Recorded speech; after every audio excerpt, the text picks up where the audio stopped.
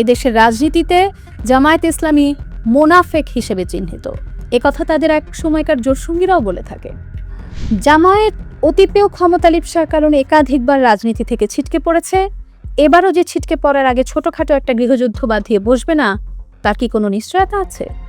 সে তো চাইবেই বিএনপিকে পাশ কাটিয়ে ক্ষমতায় যেতে, এবং সেজন্য সব ধরনের প্রস্তুতিও নিয়ে রেখেছে।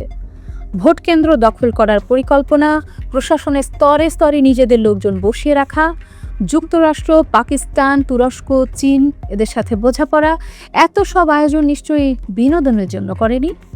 অবশ্যই এর পেছনে বড় কোনো পরিকল্পনা আছে। আদিলুর রহমানের তালেবানাইজেশন কিংবা জামায়াতের কট্টর ইসলামাইজেশন ছাড়াও জুলাই অভ্যুত্থানের পর স্থানীয় এবং আন্তর্জাতিক জঙ্গি সংগঠনগুলো মাথাচাড়া দিয়ে উঠেছে। তাদের ওপর কোনো বিশেষ বাহিনীর নিয়ন্ত্রণ হয়তো উড়িয়ে দেয়া যায় না, কিন্তু এসব ভয়ঙ্কর সশস্ত্র গ্রুপগুলো সরকারের আয়ত্তের বাইরে। এদেরকে মোকাবেলা করার কোনো সামর্থ্য অন্তর্বর্তী সরকারের নেই। নির্বাচনে আইনশৃঙ্খলা রক্ষায় বিভিন্ন বাহিনীর প্রায় 9 লাখ সদস্য দায়িত্ব পালন করবেন।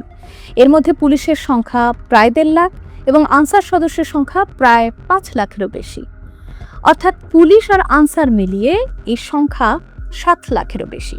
এই দুটি বাহিনীর সাথে সরকারের সম্পর্ক কেমন আপনারা জানেন, আর এই দুটি বাহিনীর প্রতি কথিত জুলাই যোদ্ধাদের মনোভাব কেমন তাও আপনারা জানেন।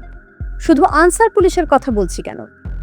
যে সেনাবাহিনীর ভয়ে দেশের মানুষ তটস্থ থাকত, জুলাই অভ্যুত্থানের পর সেই সেনাবাহিনীর যে অবস্থা হয়েছে, তাতে করে নির্বাচনী নিরাপত্তা নিশ্চিত করতে বিদেশ থেকে বাহিনী আমদানি করা ছাড়া আর কোনো উপায় অন্তত আমার জানা নেই।